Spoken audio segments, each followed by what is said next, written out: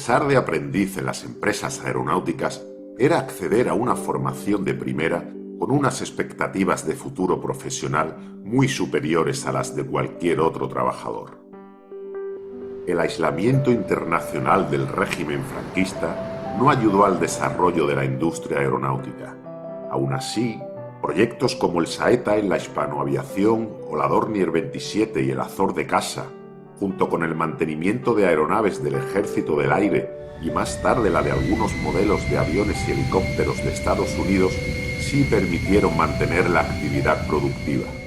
Hubo años difíciles y las factorías tuvieron que realizar actividades para las que no estaban diseñadas.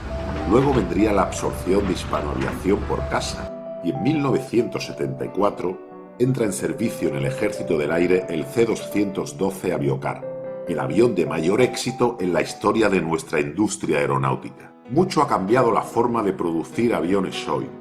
Entonces era una actividad con un gran componente artesanal, plagada de dificultades que eran resueltas con el característico ingenio patrio. La industria aeronáutica española, más internacionalizada y eficiente que nunca, debe mucho a aquellos trabajadores que desarrollaron su actividad profesional en aquellos años. Trabajadores de Casa y La Hispano nos cuentan la cara más anecdótica de sus oficios, un ejercicio de memoria en muchos casos divertido y en otros no tanto. Ellos fueron testigos en primera persona de los cambios sociales y laborales de su época. Una mirada atrás para no perder el horizonte en el más que prometedor futuro de la industria aeronáutica andaluza.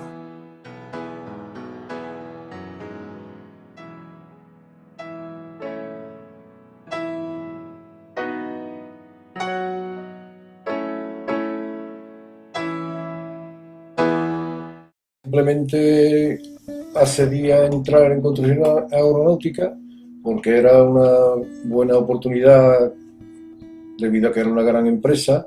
Me animaba el tener conocimiento de mecánica y en aquella época había que sufrir un examen de cultura general para acceder a la escuela de aprendices. Lo aprobé, saqué un buen número y allí me inicié en los 4 cursos de aprendizaje. El primer curso generalizado era tener conocimiento con las herramientas y la manera de ajustar las piezas, una formación importantísima en dibujo también. Y después en el segundo curso se elegía, según los conocimientos, las puntuaciones que habías conseguido en el curso y demás motivos, pues, o lo que te gustara, pues elegía el oficio. Después de terminar el tercer curso escolar, de la escuela de aprendices, pasamos al cuarto curso de práctica en la factoría. Empecé como montador eléctrico, montador de electricidad.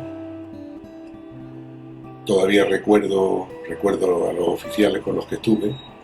Era Manolo Carmona, era Antonio Corral, Salinas. En fábrica no tenía nada que ver, como es natural, la fábrica con la escuela. Lo que sí yo creo que merece la pena resaltar era la disciplina, que si en la escuela era férrea, en fábrica era mucho más, ¿no? Había muchos chavales que ya fumaban y entonces entraban en el subáter con su puerta esta abatible, estas de que están huecas por abajo y por arriba, entonces, y el vigilante que estaba allí miraba si salía humo. Si salía humo, te ponía una nota y te castigaban, porque te estaba fumando un cigarro a escondidas en el váter. Una gravedad enorme, ¿no? Más o menos lo que está pasando ahora, pero bueno. No quería estudiar, no me gustaba nunca estudiar. Al final tuve que estudiar tanto o más que si hubiera hecho bachiller. Y entré en La Hispano en preaprendizaje. Hice el primero de aprendizaje y al examen final pues me salté el segundo de aprendizaje. Me pasaron a primero de era PREA, pues lo pasé a primero de aprendiz.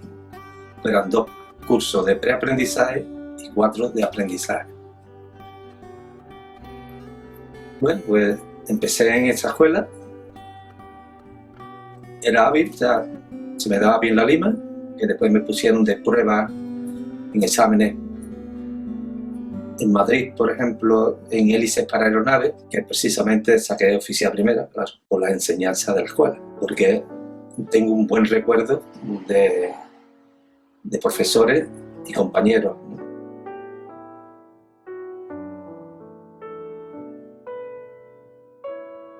Entré en las construcciones aeronáuticas en el año 58 y venía de la formación profesional de Villanueva del Río y Minas, que tenía unos talleres. Entonces hice la prueba de ajuste y entré como verificador en unas salas que había de verificación para las piezas. Después, a los 4 años aproximadamente, 3 años por ahí, me pasé a montaje, que estaba en aquel tiempo estaba el Azor, este avión bimotor hecho en casa totalmente, y una vez terminada la serie del Azor ya me pasaron al aeropuerto de San Pablo. En el taller me ponen con un oficial a hacer el montaje de los mandos del motor del Heinkel de la Segunda Guerra Mundial, que estaban allí que se lo habían vendido los alemanes a España como una ayuda, ¿no? Pero bueno, eran aviones viejos, y entonces empezamos a casa a cambiarle los motores Jumo por los Rolls Royce. Y entonces ahí me metieron a mí, pero vamos, yo no sabía nada. En la escuela no me habían enseñado nada de montaje, para nada. Tuve que empezar a aprender con este oficial Serra, que era un experto en el tema. Yo me hice los exámenes en Hispanoaviación.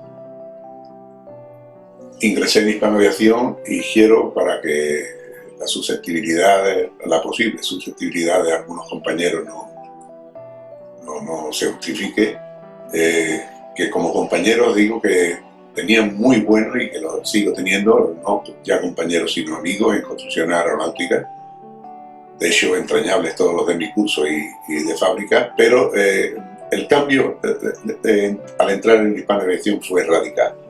O sea, yo creo que no existía en España otra empresa como Hispanoaviación en aquella época. Como el factor humano, el factor social, era otra cosa completamente diferente de construcción aeronáutica. Para mí, construcción aeronáutica iba uno a trabajar, no voy a decir con miedo, que no lo tuve nunca, porque además me importaba poco que me echaran o que no me echaran.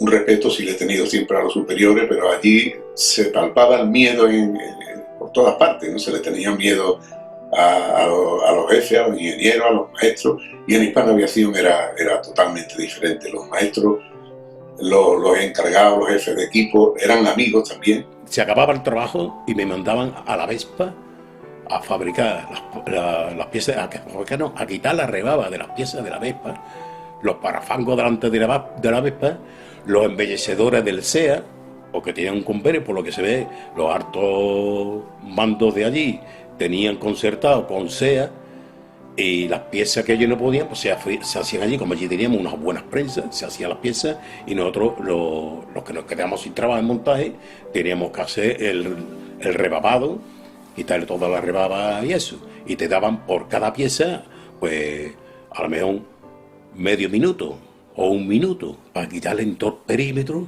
y aquello parecía un trabajo de dibujo animado, haciéndolo. Y había quien le ganaba dinero pero haciendo trampas. En vez de quitar la rebaba, cogía un pliego de esmeril, le daba en las piezas que estaban apiladas, le daba por todos los contornos, después se trainaba al verificador para que no le sacara defectos y ganaba dinero. Y claro, nos exigía, a los que queríamos hacer trabajo, como había que hacerlo, nos exigía una cosa que era imposible.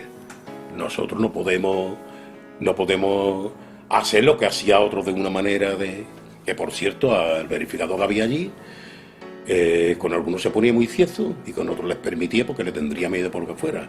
Ese hombre lo tiraron al río por el puente que se abrió. Una noche, cuando salieron de la vela, lo tiraron al río. Como anécdota también.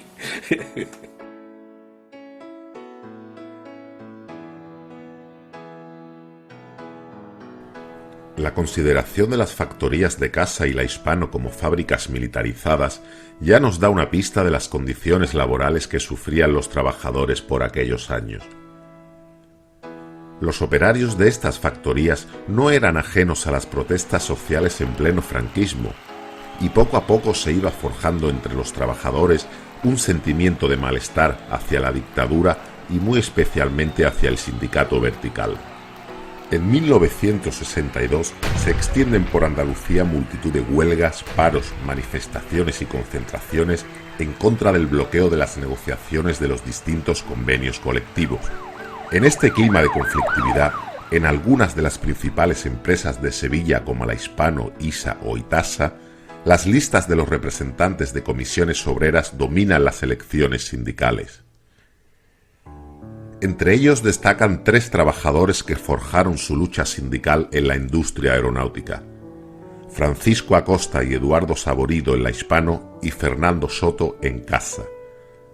Todos serían detenidos en 1972 cuando celebran una reunión clandestina en Madrid junto con otros 7 dirigentes sindicales.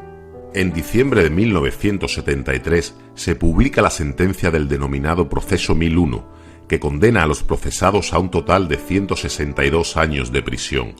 Esta sentencia despertaría una amplia solidaridad nacional e internacional con manifestaciones y protestas exigiendo la libertad de los encausados.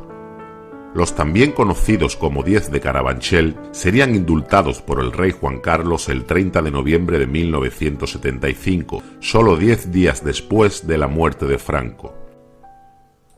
Digamos que, bueno, Construcciones marcó mi vida, cualquier cosa, cualquier acontecimiento que pasa en la vida de una persona, en realidad la marca, ¿no? Pero Hispano Aviación, de verdad tengo un recuerdo y una vivencia que son especialmente extraordinarias, ¿no? Ya había movimientos políticos allí, en el otro lado por lo menos yo no los percibí. Pero en Hispano Aviación había un compañerismo un poquito excepcional, era muy bueno. Recuerdo cosas que tampoco recuerdo haber vivido en Construcciones, como el extraperlo por parte de algunos compañeros, ¿no? Había quien vendía tabaco, quien vendía pistolines, quien daba dinero a ganancia, y entonces ahí, bueno, son innumerables las anécdotas, pero como empresa, desde luego, los profesionales lo mismo. Los profesionales eran tan buenos en un sitio como en otro, pero ya digo, la estancia en Hispano Aviación, tengo una anécdota, por ejemplo, con un maestro de ajuste, que era Mejía, que, como nos pasa siempre cuando estamos oprimidos, cuando sueltan la mano salimos en torrente, ¿no? Y entonces yo vi la libertad que había en Hispano Aviación, y el primer día o el segundo, no sé, los primeros días de mi estancia allí, saqué un infernillo que yo me hice con 3 puntillas, la latita de crema y el alcohol para calentarme el café encima del banco, ¿no? Entonces llegó el maestro Mejía y me dijo, hombre, disimula un poquito, ¿no? Y él mismo me preparó una chapa, hizo una especie de cilindro con una chapa. Entonces me dijo, cuando vayas a calentarte el café, te pones la chapa encima del banco y lo calienta, por lo menos si pasa un jefe algo que no vea que está. Y luego el bocadillo se tomaba abiertamente en horas de trabajo y no pasaba nada absolutamente, ¿no? En cuanto al tema social de Casa, se estaba abriendo un poquito la mano y ya teníamos hasta un delegado, que se fue una victoria, digamos, de una persona delegado, como si fuera de un sindicato, pero que era de Casa, que tenía que ir al comedor a probar la comida que nos ponían allí en el comedor para nosotros, que era muy barato, y tiene que ir uno que se nombraba, probar la comida, dar el visto bueno. Y después iba el ingeniero que le tocaba de guardia, probaba la comida también y le daba el visto bueno. Después, si la comida no estaba buena, porque las cosas que le habían echado no estaría o por lo que fuera, entonces habían manifestaciones en el comedor también. a base de cuchareos, dándolo con la cuchara en la mesa y formando aleos. Entonces llamaban al ingeniero de guardia que había dado el visto bueno, llamaban al delegado, el hombre se encontraba con una tesitura, el hombre llegaba y a probar la comida, pero antes le ponían un vasito de vino y una tapita, con lo que el hombre ya lo tenían casi metido para que dijera que la comida estaba buena. Y después el ingeniero pues llegaba y cuando lo llamaban porque había jaleo, pues llegaba, probaba la comida y dice, esto es exquisito, ojalá pudiera yo tomar esto en casa, porque no sé qué, en fin, me empezaba a adornar. Entonces un día, como anécdota también, como siempre entraba por la puerta primera del comedor y la primera mesa es la olla que él metía la cuchara para probar. Bueno, apartar un plato aparte, ¿no? Entonces le echaron todos los saleros, toda la sal y toda la pimienta y todo en la olla esa donde iba a probar. Y el hombre, cuando probó, metió la cuchara y probó, se le saltaron las lágrimas, como es lógico, y dijo, exquisito. Y se tuvo que volver porque no podía aguantar la respiración. En cuanto a una anécdota de esto, después, socialmente, se creó como un sindicato vertical, que estábamos en contra, pero que no podíamos salirnos mucho del plato, porque parecía que se había abierto un poquito la mano. Estuvimos haciendo gestiones, hasta que llegó una gestión que queríamos hacer una huelga, una manifestación. Entonces pedimos audiencia, nos dijeron que en el sindicato, que era el vertical de la calle del Duque, que no se podía hacer. Pedimos una entrevista con Utrera Molina, que es el gobernador civil de Sevilla en la época, y entonces, bueno, conseguimos que nos atendiera.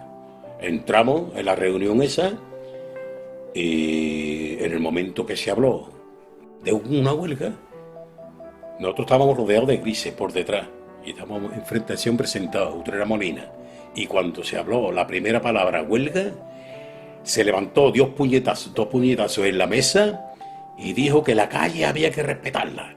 ¿Qué? Y nosotros rodeados de grises. Y al día siguiente, cuando llegamos al trabajo, uno llegó y me dijo, uno de los empleados de los que no había ido, y me dijo, cuando le conté lo que había pasado, pues yo estoy allí, yo le digo, tú vas con los grises detrás. Ahora te vas a poner flamenco, hubieras ido en vez de ir yo. Sobre el tema de la fusión de Casa con Hispano Aviación, o absorción de Casa por Hispano, porque Hispano más o menos ya dejó de fabricar lo que estaba fabricando, y entonces se hizo ya entablada, adaptándonos a los productos que estaba fabricando Casa. A nosotros, a los de Casa, nos vino muy bien que socialmente ganamos bastante, porque ellos venían con una ventaja grandísima en cuanto a lo social. Y nosotros estábamos mucho más, habíamos tenido unos sistemas más dictatoriales que ellos, porque posiblemente porque ellos habían conseguido, a base de peleas, habían conseguido unas mejoras que nosotros no fuimos capaces de conseguir. Pero al final, cuando llegó la unión, nos aprovechamos de esas mejoras sociales. El Irán y los nuevos proyectos. Casa apunta alto.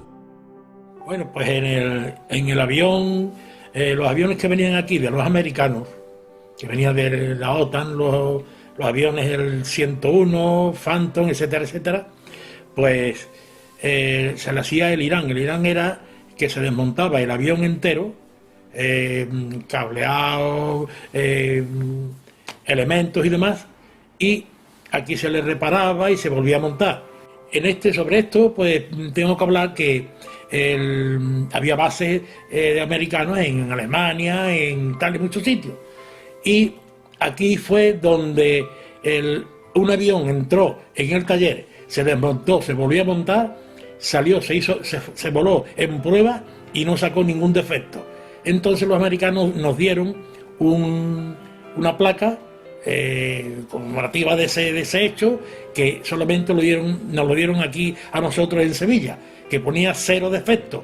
Quiere decir que el avión, cuando salía del taller, no salía con ningún defecto, que eso era rarísimo. Íbamos hace un contrato ellos con la Casa Dornier alemana, para fabricar la avioneta, la 225, no, la 227, la 225 ya existía, la 227, y empecé a trabajar en la 227. Estuve En ese intermedio me mandaron, tuve que ir a lo de la mili, que estuve 50 días. Perdí un poquito el ritmo de lo que el trabajo yo estaba haciendo. Cuando volví a los 50 días después de la mili, de una bandera, me incorporé allí y yo en la Adonis estuve haciendo trabajos muy diversos de montaje y también algunos de reglaje y cositas así. Hasta que terminó la Adonis. Como anécdota también, la Adonis teníamos que entregar 5 aviones, 5 avionetas cada mes, que ya entonces era un reto. Y entonces, pero un reto se podía hacer porque estaba todo muy organizado para sacarlo, estaba muy bien previsto. Lo que ocurre es que después no entregaba la avioneta porque faltaba un artímetro o un anemómetro o un bariómetro, que nosotros no teníamos nada que ver con eso, para que no teníamos nada que ver. Entonces hacía, pues la picardía. Para cobrar, nos daban por cada avión entregado, cada avioneta entregada, nos daban 400 pesetas en la época, que por 5 era un dinero. Entonces, para conseguir esas pesetas, pues ¿qué hacíamos? Pues robarle a las avionetas que ya estaban entregadas, ya estaban probadas, le robábamos el artímetro y se lo poníamos a las que tenían que verificar. Verificaban, ponían el sello que estaba entregado y esa cobrábamos las pesetas. Como cosa de la picaresca que había, a pesar de toda la vigilancia que teníamos y todo. Se terminó la serie de 50 avionetas que fabricamos aquí, y pues muy bien, las avionetas volaron y todo pues, perfectamente. Vino el primer aviocar, que era el 10, porque los demás eran los que habían en Madrid, en Getafe, pues habían usado para meterlo en el túnel, probar la resistencia de la sala, del fuselaje, etcétera, etcétera. Entonces, el primer aviocar que vino era el número 10, el C-212. Le vendimos a Portugal, como dije, le vendimos a Argentina. Entonces venían de Argentina, Portugal, Indonesia, venían pues a que le enseñáramos el manejo del avión, las averías, el montaje, etcétera, etcétera. En Indonesia vinieron, que venían, las criaturas estas venían de haber sido esclavos de los holandeses, y nosotros, de las formas que somos, le dimos todo, le enseñamos todo con el cariño que nosotros le damos y demás. Estas criaturas se abrieron de una forma que aprendían incluso mejor que nosotros, porque nada más que se les decía cualquier cosa lo absorbían todo, porque las criaturas venían de una forma de gobierno que era, en aquel tiempo era Suharto, que era muy... Aunque estos eran todos militares, eran capitanes, coroneles, sí, pero que en la forma que teníamos nosotros de enseñarles las cosas, abriéndonos todo, pues igual que pasó con diferente a los jordanos cuando estuvieron aquí también, cuando los petrodólares y eso venían subidos de tono. A mí me llegó a decir uno que ¿por qué no aprendía yo inglés para explicarle a él el avión y demás? Y entonces yo le dije que por qué no aprendía él español, que el que le estaba enseñando era yo.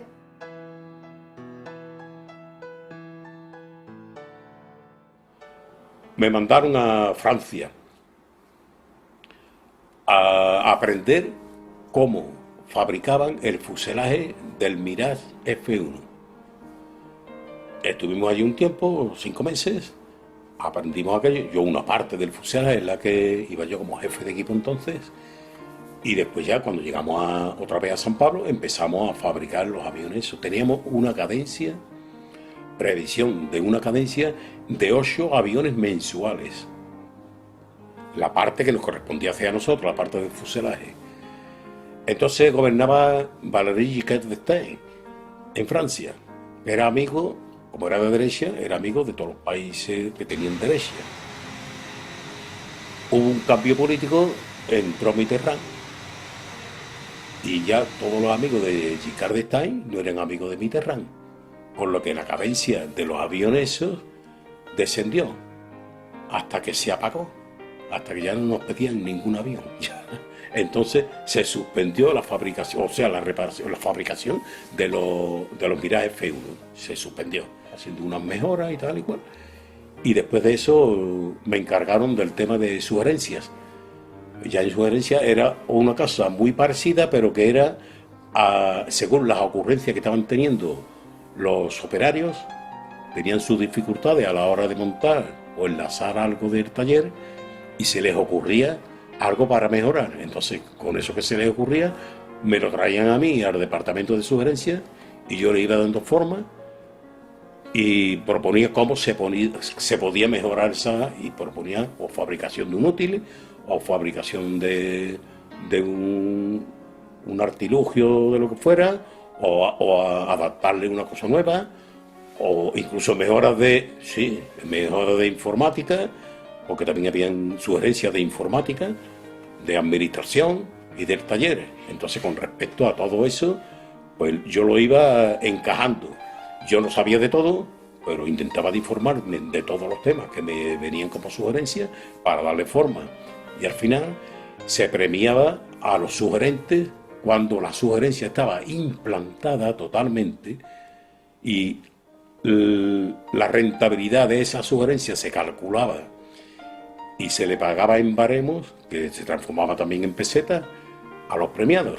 Y en ese aspecto es cuando yo me jubilé. Y me dijo el ingeniero que me prejubilaba, que yo había tenido mucha suerte porque me jubilaba yo, dejaba de trabajar allí, pero que también se jubilaba Sugerencias. Con lo que yo no estaba de acuerdo, porque yo lo que quería que Sugerencias hubiera seguido, porque era una cosa muy, muy, muy buena. Para casa, para la empresa, para la economía de la empresa. Muy buena. Y la quitaron porque habían detractores, porque en el fondo las Sugerencias denunciaban estamentos o departamentos o personas que estaban haciendo las cosas mal. Y por eso sugerían, porque no lo habían hecho mal. Y con la sugerencia se entendía que se podía hacer mejor. Y a estas personas pues les molestaba que les sacaran lo que hacían mal.